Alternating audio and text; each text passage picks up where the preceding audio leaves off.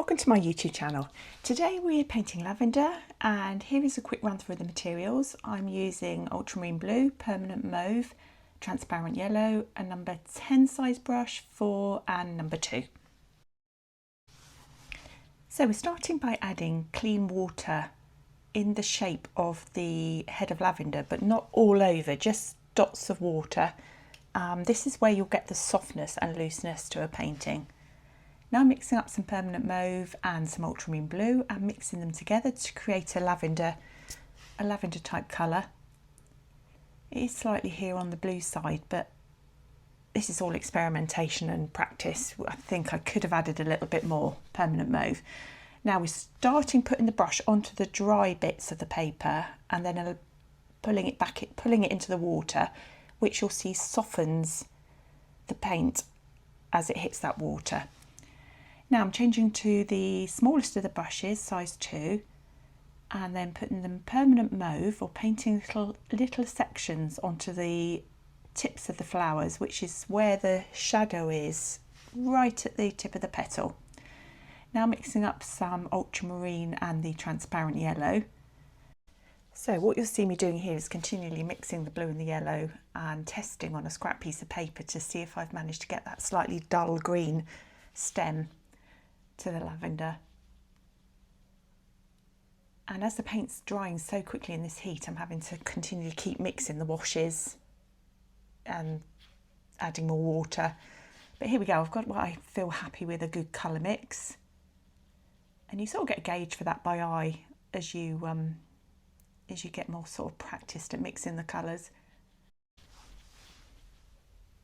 And what we're going to do here is just work our way up the lavender flower, painting green at the base of the petals, and really that green section wiggles its way up through the lavender because you get a few purple spots of where the flowers are running up the front facing side of the lavender.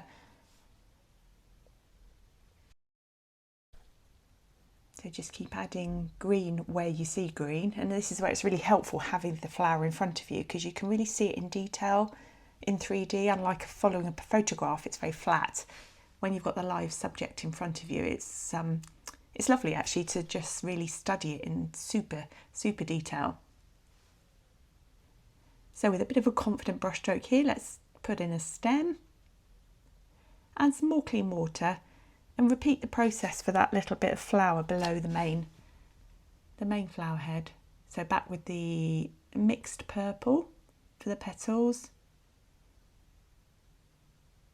and back to the green again for the bits adjoining the stem. And of course I've got all the colours sort of mixed, or they look at a bit of a jumble on the palette there. The colours are all there for me just to pick up. Now the stalk has a bit of a shadow area running through it, so you can strengthen up the paint on the stem. Now let's zoom in a little bit so you can see it here. So there's more detail going in here. And now what I'm going to do is I'm working my way up the flower. I'm just trying to paint where the shadows are. It's a little bit darker, so if you can just try and paint where you see the dark bits, paint where you see the shadows. And when you do that, you'll start to see some depth to your painting. Rather than it looking flat on the paper, it starts to have a sort of a 3D appearance to it. And then work your way up the flower. And of course this looks and is relatively detailed, but it's still quite loose because the paint's still damp on the paper and we're getting that blending still.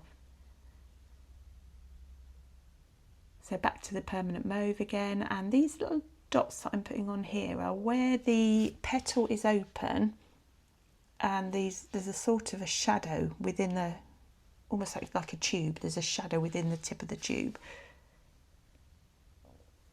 And again, the shadows are what gives you the form.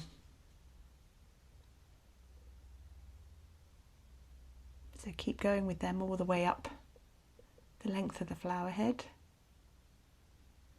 And if you feel that the lines are a little bit too hard in any place, just use a damp, clean brush to touch against the line and it will soften it. it and keep going.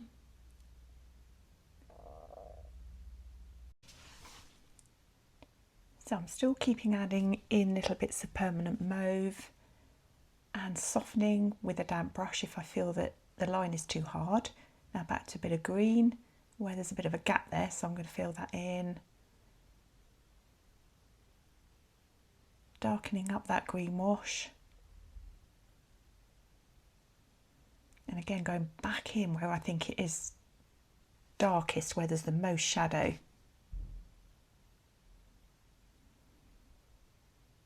And all the time the paper's beginning to dry, so the lines become harder as there's less water on the paper. And now I've got some, so that's still green on the brush. Now back to the permanent mauve, and I'm now painting the body of the flower. And just by painting that little bit underneath the tip of the petal looks just gives it again a little bit more form.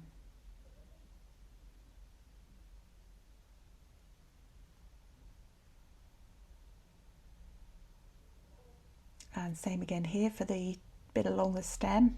And see what was, so this is reinforcing what I did the first time. I'm painting the shadows in between the green bits at the bottom.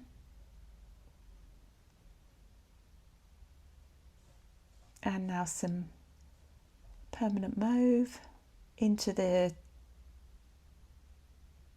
tips of the petals.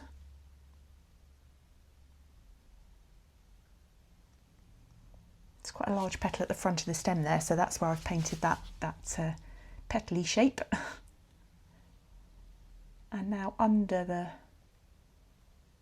tips of the petals there's a little bit of purple there, adjoining it to the green. So if anybody wants to get a little bit looser now, let's get a big brush, size 10, full of clean water, and be a lot looser now.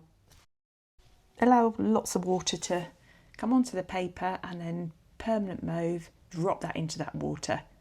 Enjoy letting it flow, move on the paper. I'm adding a bit of blue now, and dropping that in. Same again on the other side where we've put the water, let that just blend and merge. And now I've got a dry brush and I'm just picking up a little bit of that wash, which will soften the edges. And how lovely to be working freer. And now let's drop more pigment in, a few dots. Now the aim of me doing this is, because we've got a detailed stem of lavender, now I'm creating two looser forms of the lavender either side, which I think breaks up the painting nicely. If I kept painting that same level of detail for all three flower heads, I think it would look a little bit tight. So this is what I'm doing now is an effort to really loosen up the effect of the painting. So it's something that you can bear in mind in other paintings as well, that you can mix it up a little bit, have a bit of detailed, have a bit of loose.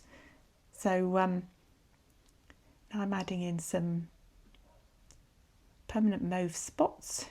And this is all very impressionistic of remembering how I painted the detailed one, and I'm sort of emulating that in a very loose form. And I think by doing that you get a fresh feeling of a sort of life and movement. I don't know whether it describes it very well, but as you can see, the paintings alongside the fresh lavender, it sort of captures a bit of the essence of them, I think. But of course, art's so subjective, isn't it? It's how it makes you feel. So now I'm just strengthening up the stems here. And I think the tip, as ever with watercolour, is try your hardest not to fiddle too much and not to sort of overwork it. And we've all made that mistake where you just keep going and going and going, and then you just lose that sort of, I don't know, the beauty of the freshness and the spontaneity of the piece. But anyway, just a few more details here to finish it off, and then I'm going to put the stem in amongst the painted ones. So thanks ever so much for watching and see you soon.